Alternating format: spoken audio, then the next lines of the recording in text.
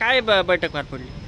बैठकीमध्ये जे झालं त्या संदर्भामध्ये एक विशेष बाब ही पण घडली की भारतीय जनता पक्षाने त्यांची नवीन कार्यकारिणी प्रदेशामध्ये जाहीर झाल्यानंतर जिल्हावार कार्यकारिणी नेमणूक केलेली आहे। जिल्हावार कार्यकारिणी त्यांच्या नेमणूक झाल्यानंतर सर्व पदांचे नावं आणि सर्व पदांची घोषणा त्यांनी केलेली। मात्र जालना भारतीय जनता पक्षाचे जिल्हा महानगर अध्यक्ष, जालना शहर महानगर अध्यक्ष हे पद त्यांनी अजून भरलेलं नाही आणि आमच्या समाजाची एक भावना अशी आहे की त्यासाठी अशोक पांगारकर हे पात्र आहेत आणि त्यांना ते द्यावं यासाठी त्यांनी त्यांच्या लेवलवर त्यांच्या पक्ष पातळीवर जे काही प्रयत्न केले कदाचित त्यांना त्यावरती यशस्वी असा निर्णय मिळाला नाही म्हणून त्यांनी समाजासमोर ही आम्हाला कळाली बाब होती आणि त्यांनी ज्या वेळेला आम्ही त्यांना सांगितलं की माझ्या या वैयक्तिक मॅटरमध्ये समाजाने इन्व्हॉल्व होऊ नये, तरीसुद्धा आमच्या समाजाचं ते नेतृत्व असल्यामुळं आम्ही समाजाची उत्स्फूर्तपणे मीटिंग घेऊन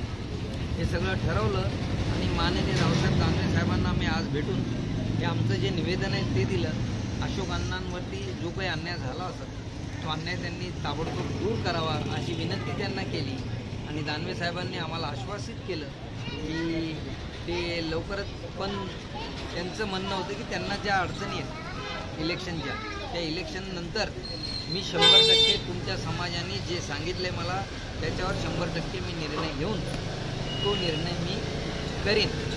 आता प्रश्न असाही राहिला आहे की इलेक्शनच्या या वातावरणामध्ये बऱ्याच गोष्टीच्या वावड्या उठत असतात।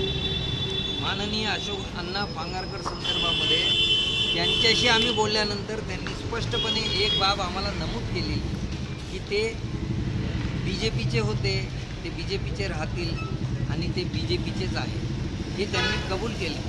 पण फक्त एकच उमेदवारी लोकसभेची भारतीय जनता पक्षाची सध्या डिक्लेअर झालेली आहे, पण इतर जे पक्ष आहेत, मोठे मोठे पक्ष आहेत, छोटे मोठे वंचित आहेत, ते या सगळ्या लोकांचा आतोनात आग्रह अशोक अण्णा पांगारकर यांनी याच्यामध्ये लीड घ्यावी अशा पद्धतीचा आहे। आता या संदर्भात आम्ही लवकरच समाजाची मीटिंग घेऊ, अशोक अण्णा पांगारकर यांच्याशी व्यवस्थित चर्चा करू आणि त्या चर्चेनंतर आमचा समाज निर्णय घेईल।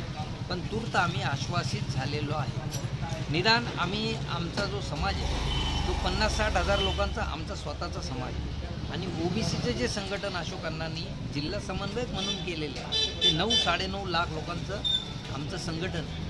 तर या सगळ्या संघटनेमधून जे काही आम्हाला चांगलं करता येईल, कोणालाही निगेटिव्हिटी न ठेवता आमचा समाज चांगल्या कामासाठी कोणत्याही राजकीय नेत्याच्या पाठीशी। काय नाव आपलं? मी मोहन अबोले, जालना जिल्हा तेली समाजाचा सेक्रेटरी आणि मार्गदर्शक मंडळाचा सदस्य।